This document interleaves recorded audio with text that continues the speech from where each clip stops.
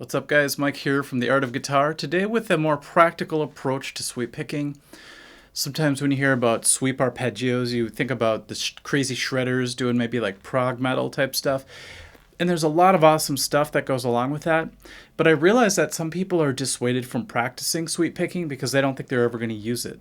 So what I want to do is I want to put it more in a traditional sort of rock type situation, and I'm just going to use one of the greatest solos of all time and just show you that you can add some of these sweep arpeggios just to spice it up a bit if you want to kind of make it your own, and there's always a place for it if you have this one little detail that I'm going to add today, okay? So the detail is whatever chord's being played in the background, you could always arpeggiate that chord going into whatever lead you're doing.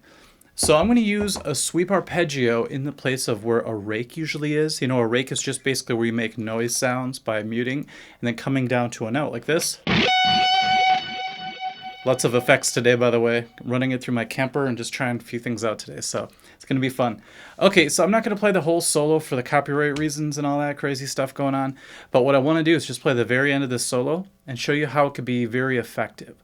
So the chord that's being played over the top of the particular part of the solo I'm playing is a C chord, which makes it really easy because practicing in C is always fun. So what we're going to do is we're just going to take this C arpeggio. So this is going to be C, E, G, C, E, and that's going to be our sweeping notes. So one at a time. All right, typically you want to reach up to that next G, but we're actually going to go into the note in the solo, which is not G. So we're going to go like this. If we're practicing a strict arpeggio. But today we're going to go like this. No, try that again. It is that. Okay, never mind. Messed up. So I'll leave that in. So as you sweep up, we are going to end up on the G. That's cool because it works together. So we're going to sweep all the way up, end up on this high G. Remember, the trick to sweeping, we'll do a whole sweep video. We already did a little one on the actual website, theartofguitar.com.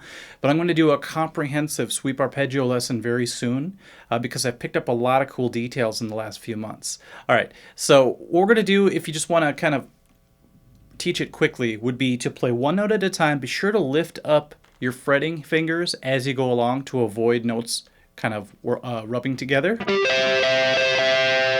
You don't want this because then you're just playing a chord basically. Sweep arpeggios mean we're going to play one at a time as we ascend. Now watch my picking hand. We're just going to go from string to string, dropping the pick down like it's falling down the stairs. Dun, dun, dun, dun, dun. 5 strings. And then your wrist, your palm can actually mute as you go across to help with the keeping all the strings muted where you need them to be. So you get this, practice real slow. C.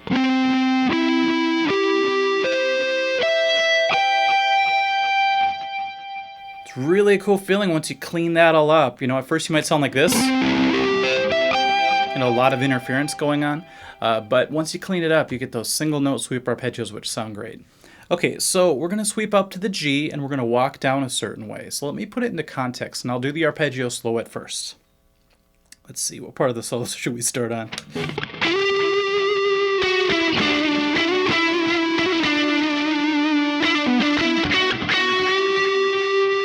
Right here, slow.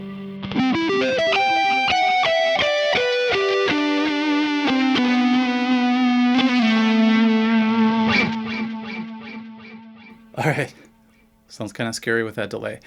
You get the idea how I did a real nice slow arpeggio. You could also speed it up and it'll sound more like the rake.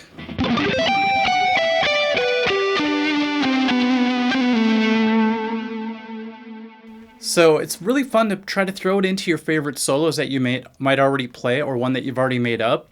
So let's say, I don't know, let's just take a different example. Let's say you're about to play something in A minor. And the chord's being played A minor in the background, and you're about to do a little bit of a solo lick.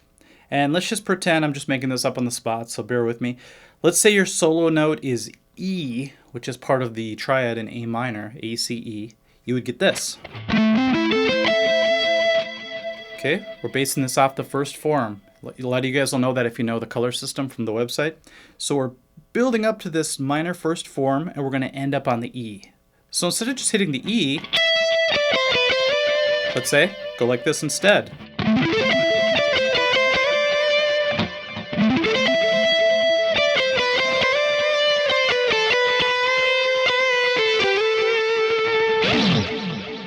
I just wanted to hear what that sounded like delayed.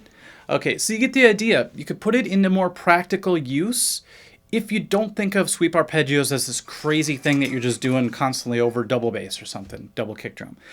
Instead, we're going to use it more in a tasteful way. Not that the other way isn't tasteful either. I'm a huge fan of prog rock and metal, but you get the idea. And putting it into more of a playable context of what I would do in a band that I'm in, for example, is really helpful. And I think it's kind of a good way to get sweep arpeggios into your arsenal versus avoiding them because you might not think that they're actually going to be useful to you. So let me know what songs you choose to do these with, and we'll catch you at the next lesson. Okay, thanks guys. Bye.